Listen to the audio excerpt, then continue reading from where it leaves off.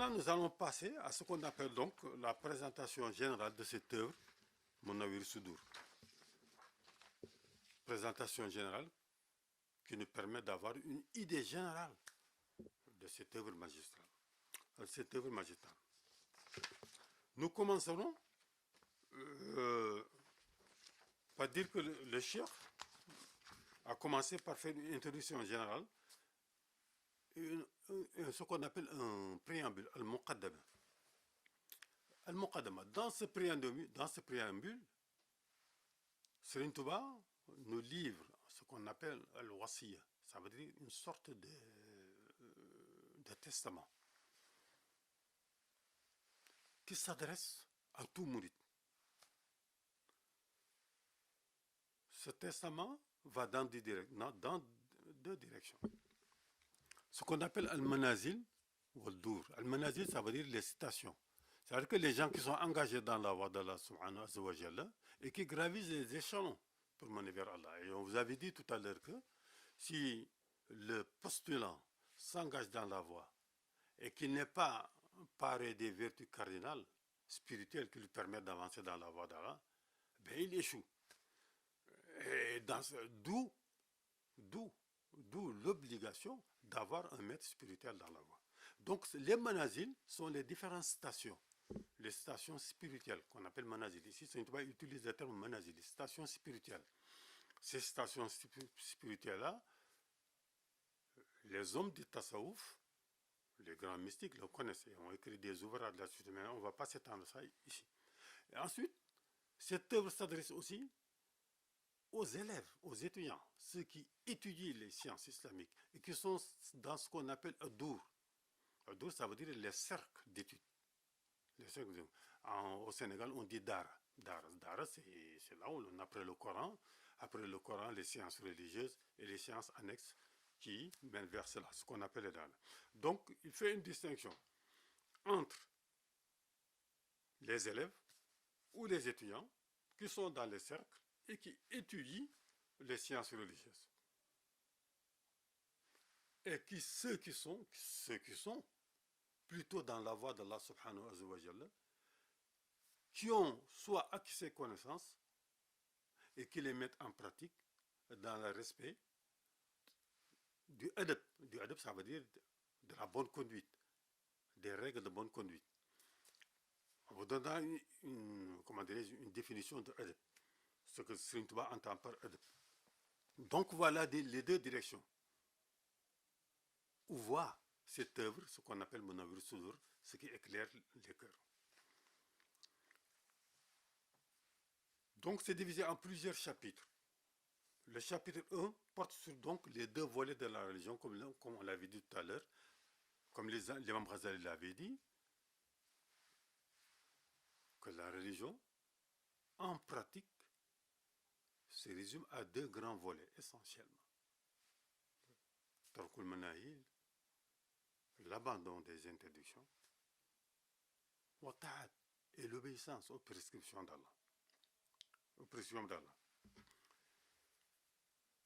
Donc, dans ce premier chapitre, il y a plusieurs sections. Il y a une section qu'on appelle, une section qui porte sur ce qu'on appelle at-tawba, la repentance. La repentance. Dans cette section, Serigne Touba nous donne la définition du tawba. Qu'est-ce que ça signifie at-tawba? Le fait de se repentir. Parce que le repentir, c'est le premier acte qui correspond au premier stade de la marche vers Allah subhanahu wa ta'ala. Donc, comment se repentir? Qu'est-ce que ça signifie l'acte de repentir? Quelle est sa portée? Quelles sont ses modalités? Et les clauses de validité de la repentance. Les clauses de validité de la repentance. Parce que l'acte de repentance, ce qu'on appelle at-tawba, et qui est recommandé dans le Coran, où Allah subhanahu wa ta'ala repentez-vous vers Allah d'un repentir sincère. D'un repentir sincère. Cet acte de repentir ne se fait pas n'importe comment. C'est une prise de conscience de l'individu des actes mauvais qu'il a commis dans sa vie et dont il veut se repentir pour pouvoir marcher dans la voie d'Allah, subhanahu wa ta'ala.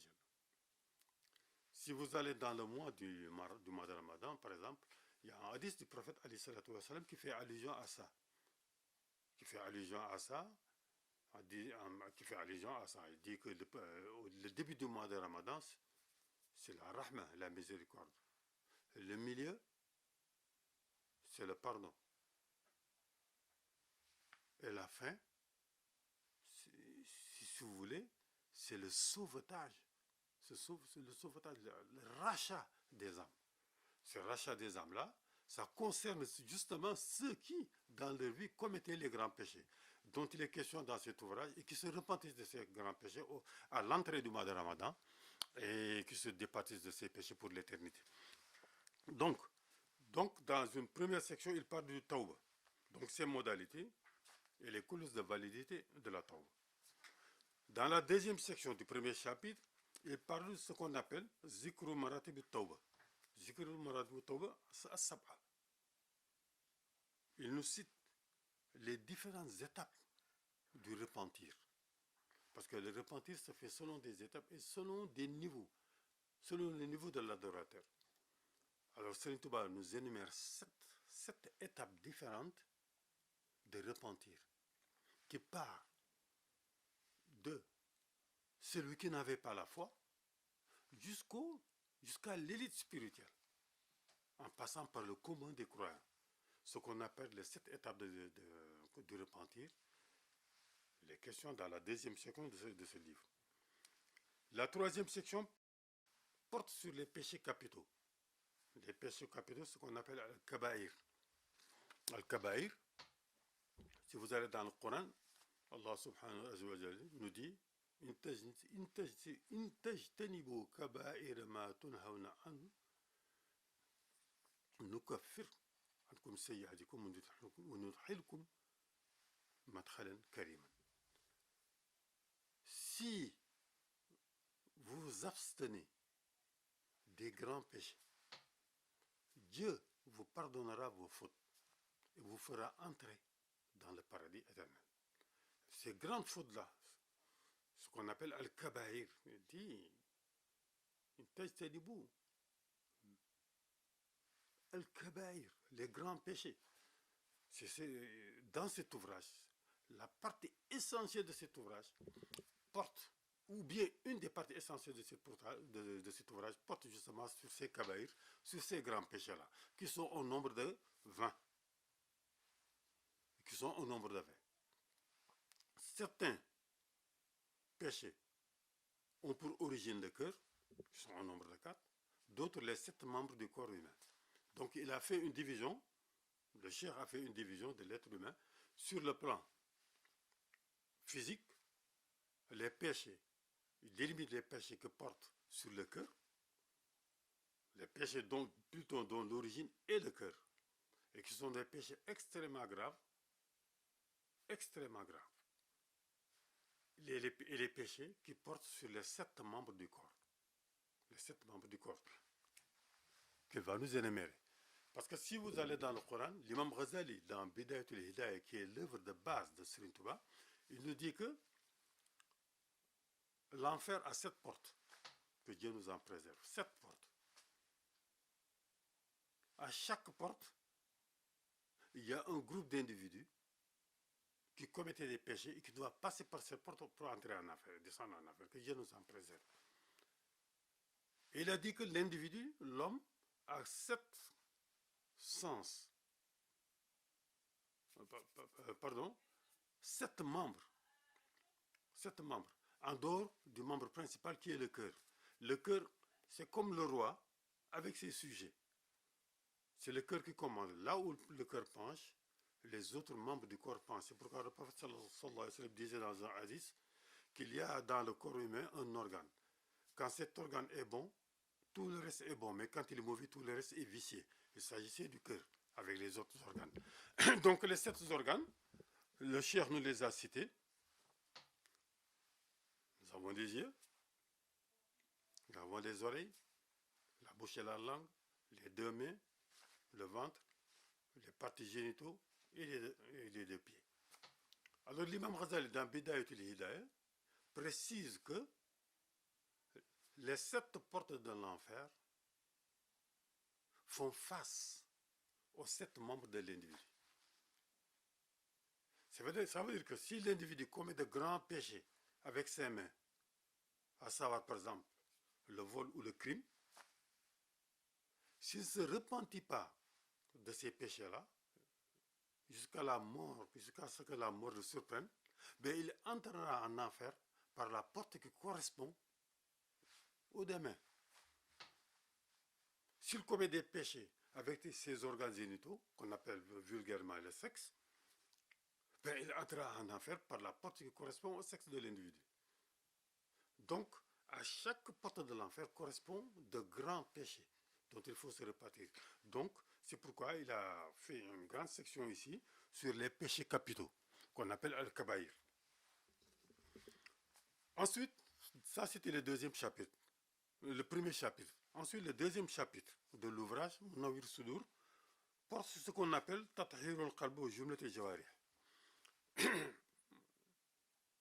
Je vous ai parlé tout à l'heure du cœur, Al-Qalb, ou Al-Jawarih, et les membres du corps. Que le cœur commande et que les membres du corps ne font qu'obéir au commandement du cœur. De donc l'intérêt que le cheikh porte dans cet ouvrage sur l'étude du cœur et comment préserver son cœur contre les mauvais penchants qui entraînent les 7 membres du corps vers les péchés graves. Donc l'intitulé de ce chapitre c'est Tathhirul Qalb, la purification du cœur, wa Jumlat al-Jawarih, la purification du cœur et des différents membres du corps humain.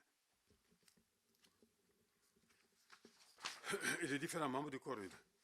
Je vous avais cité les 7 membres, Al-Yadayn, les 2 mains, Al-Rijlayn, les 2 jambes, Al-Batn, le ventre, Al-Lisan, la langue, Al-Farj, les organes génitaux ou le sexe, Al-Uznayn, les 2 oreilles, Wal-Aynayn et les 2 yeux.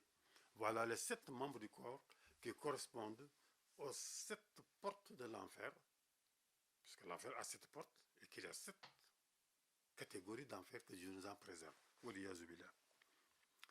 Ensuite, dans ce deuxième chapitre, il a ouvert une deuxième section qu'on appelle A'da'u l'insan. A'da'u l'insan, ça veut dire que les ennemis de l'homme. Quels sont les ennemis de l'homme? Quand il parle ici de l'homme, Serigne Touba fait référence à l'homme salik. Ça veut dire que Talib, al-Mourid salik, le Mourid qui est engagé dans la voie d'Allah, qui va vers Allah subhanahu wa ta'ala. Il dit que cet individu-là qui marche dans la voie d'Allah a 4 sortes d'ennemis. 4 sortes d'ennemis qu'il faut identifier, qu'il faut connaître, contre lesquels il faut se battre et qu'il faut absolument neutraliser. Or, ces 4 ennemis sont très armés, ils sont au nombre de 4 et qui se résument dans le mot coranique Nashhadu. Si vous allez dans le Coran, Surat al-Munafiqun, Allah subhanahu wa ta'ala dit, أعوذ بالله من الشيطان الرجيم بسم الله الرحمن الرحيم إذا جاءك المنافقون قالوا نشهد إنك لرسول الله والله يعلم إنك لرسوله والله يشهد إن المنافقين لكاذبون. Ils ont pris ce terme-là, nashhadu, pour déterminer les 4 ennemis de l'aspirant qui marche dans la voie de Dieu. L'aspirant qui marche dans la voie de Dieu. Ces 4 ennemis sont quoi? Nashhadu. Le premier mot, c'est Noun, an-nafs. An-nafs, ça veut dire l'ego. Les penchants bestiaux ou dirais-je animaux de l'homme. Vous savez que l'être humain a des penchants qui sont identiques aux penchants des animaux. Le fait de manger, de boire, de dormir, le fait de s'accoupler, le fait de déféquer, le fait d'uriner, ça ce sont ce que l'ancien président du Sénégal appelait les besoins animés de l'homme. Les besoins animés de l'homme. Ce qu'on appelle un nafs. L'ego, c'est lié à ça. C'est lié à ça, au penchant naturel de l'homme. Or, ces penchants naturels-là conduisent toujours l'homme vers le mal, généralement. Puisque le Coran dit Inna nafsa la ammaratu bisu. Inna nafsa, l'ego de l'homme, la ammaratu bisu ne lui commande que ce qui est mauvais. Que ce qui est mauvais. Que ce qui est mauvais. Quand tu suis ton nafs, ton ego, tu ne fais que du mal. Donc, pour se prémunir de l'ego, il faut faire le contraire de ce qu'il te demande de faire. Donc, c'est le premier ennemi de l'homme, un nafs. Ensuite, le shin de Nashhadu, ça veut dire shaitan. Shaitan, c'est Iblis, Satan. C'est le chef des rebelles. Ceux qui se sont rebellés contre la volonté de Dieu. C'est le chef, ce qu'on appelle le shaitan. Ça fait partie des ennemis de l'homme. C'est même le plus grave. Ensuite, il y a Al-Hawa. Al-Hawa, ça veut dire que les plaisirs de l'homme, ses passions. Ça aussi, c'est un ennemi de l'homme qu'il faut combattre. Ensuite, le Dal de Nashadu, il y a Dunya, ce bas monde. Voilà les 4 ennemis de l'homme dont Serigne Touba parle dans ce livre et qu'il va faire une étude détaillée de cela, comment les identifier et comment les combattre. Quelles sont les armes de ces ennemis pour abattre le salik, le mouride qui marche dans la voie de Dieu, et comment l'individu qui se bat contre ces ennemis-là, après les avoir identifiés, quelles sont ses armes à lui et comment saisir l'arme de l'ennemi, briser cette arme et le neutraliser. Comment en le mettant en prison. Parce que si, par exemple, dans ce bas monde, s'il y a dans le quartier où nous habitons ou quelque part, un bandit qui fait peur à tout le monde, qui traque tout le monde, le meilleur moyen c'est de le dénoncer à la police, de le faire arrêter et de le mettre en prison. Quand il est mis en prison, il n'a plus les moyens de faire du mal aux gens. C'est ce qu'on appelle neutraliser quelqu'un, un ennemi. Alors c'est ce que Serigne Touba nous demande de faire. Il dit que ces 4 ennemis de l'homme-là, dans cette œuvre, voilà, dans les prochains jours, on va essayer de s'étendre là-dessus d'une manière explicative. Il dit que ces 4 ennemis ont des armes redoutables. Alors l'aspirant al-Mourid Salik, le Mourid qui s'engage dans la voie de Dieu, doit connaître son ennemi, doit l'identifier, doit mesurer sa force, essayer de saisir de cette arme, de briser cette arme et de mettre son ennemi-là en prison pour l'éternité et être sauf de lui. Voilà ce que nous proposons donc dans ce chapitre-là. Dans ce chapitre. C'est un chapitre qui porte justement sur les 4 ennemis de l'homme. Ensuite, il y a un 3e chapitre, qui est le dernier chapitre et qui est très important, et qui porte sur les grâces du prophète Mohammed alayhi salatu wa salam. Les grâces du prophète Mohammed alayhi salatu wa salam, ses bienfaits, dont il est le premier bénéficiaire, et ce prophète, ce messager d'Allah, qui est le dernier des messagers parmi les 124 000 prophètes, Khatim al-Nabi, qui est le sceau de la prophétie, comme disait le Coran, ces bienfaits-là, il en a bénéficié, mais son objectif principal, c'est que tout musulman, ou même je dirais tout être humain, puisse bénéficier de ces bienfaits-là.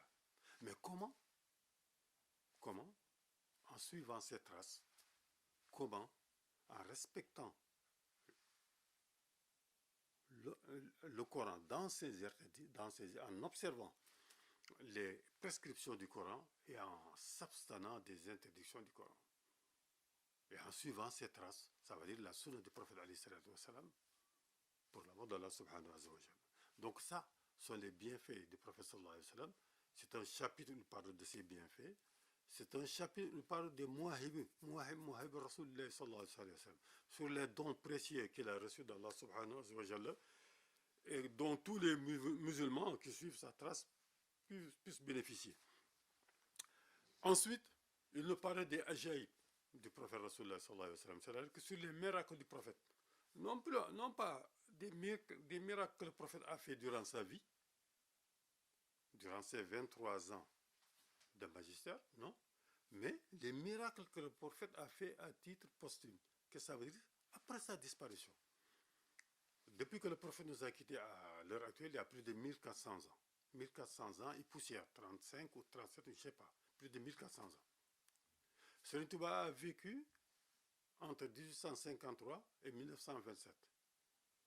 Donc, à partir du 14e siècle de l'Égypte. Donc, entre lui et le prophète Mohammed sallallahu alayhi wa sallam, il y a 1400 ans. 1400 ans. Or, Serigne Touba nous dit que ça fait partie des miracles du prophète sallallahu alayhi wa sallam. Le fait que lui, 1400 ans après, à Mbacké Bari, à l'an Assachine, en 1881, le prophète lui est apparu pour lui dire Fasda, Fasda bima tumar. Fasda, ça veut dire rends public ton enseignement, sors, appelle les gens dans la voie de Dieu. Alors que physiquement, sur le plan temporel, il y a 1400 ans de différence. Ensuite, le fait que 1400 ans après, que Rasoul sallallahu alayhi wa sallam puisse prendre Serigne Touba par la main et le faire marcher dans la voie de Dieu et lui donner une mission. Cette mission consiste à quoi? À justement revivifier la religion d'Allah subhanahu wa ta'ala et à la propager d'une manière publique. Je dis que ça fait partie aussi des ajaïb. Ça veut dire que des miracles du prophète alayhi salatu wa sallam. Et par la suite, lui-même, il est devenu un miracle, puisqu'il le dit souvent,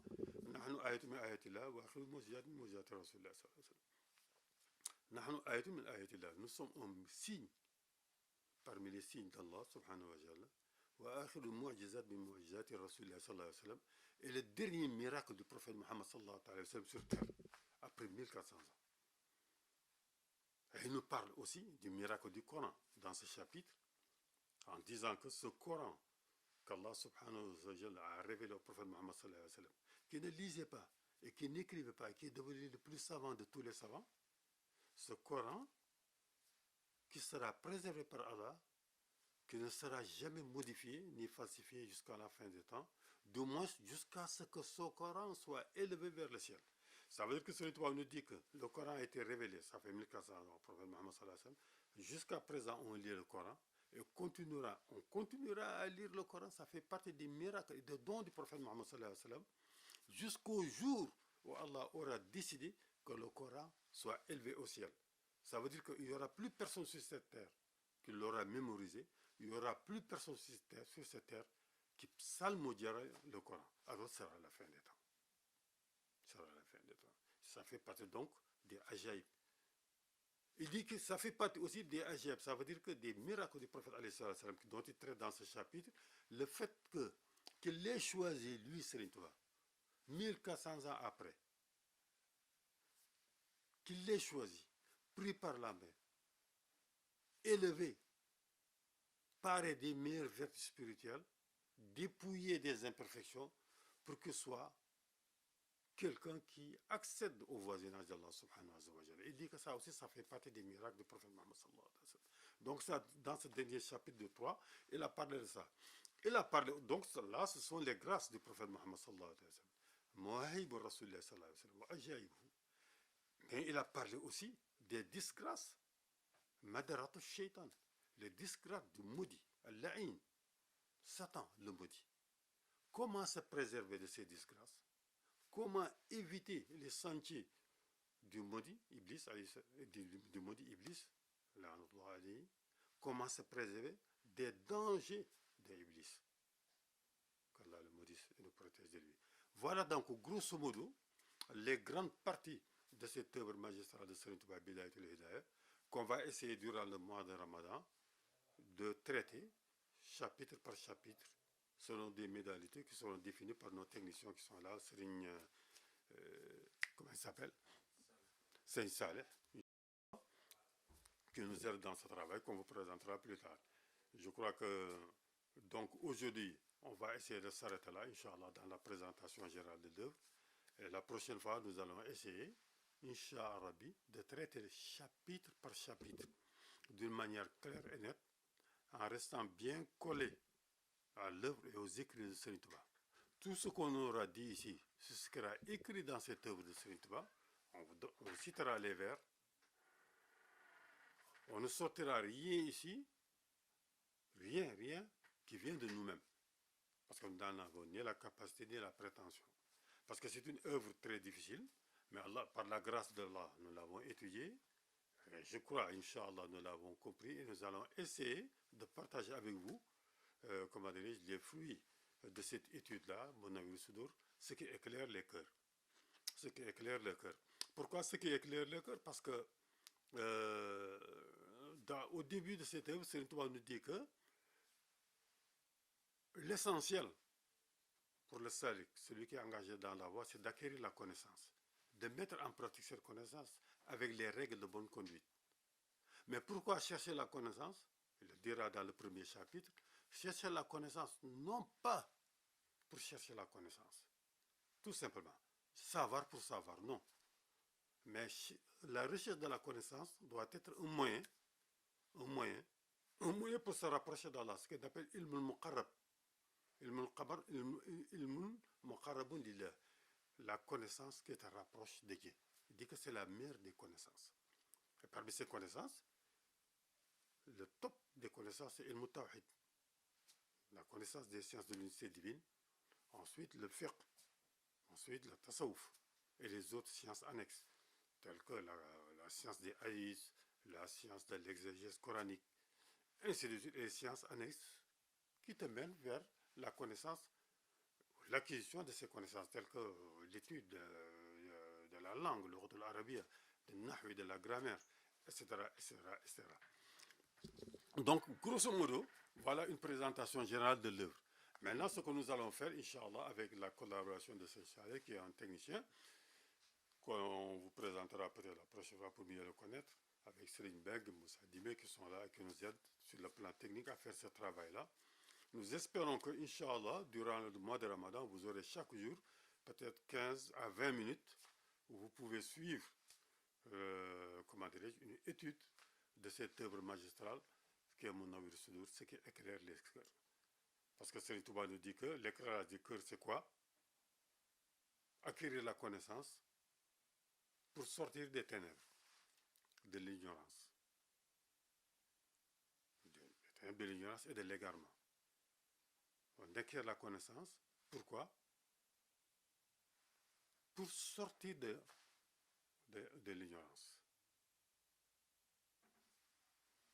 et de l'égarement. Ensuite, khuruj min ad-dalal, sortir de l'égarement. Ensuite, isma min ad-dalal wa min durri dalal.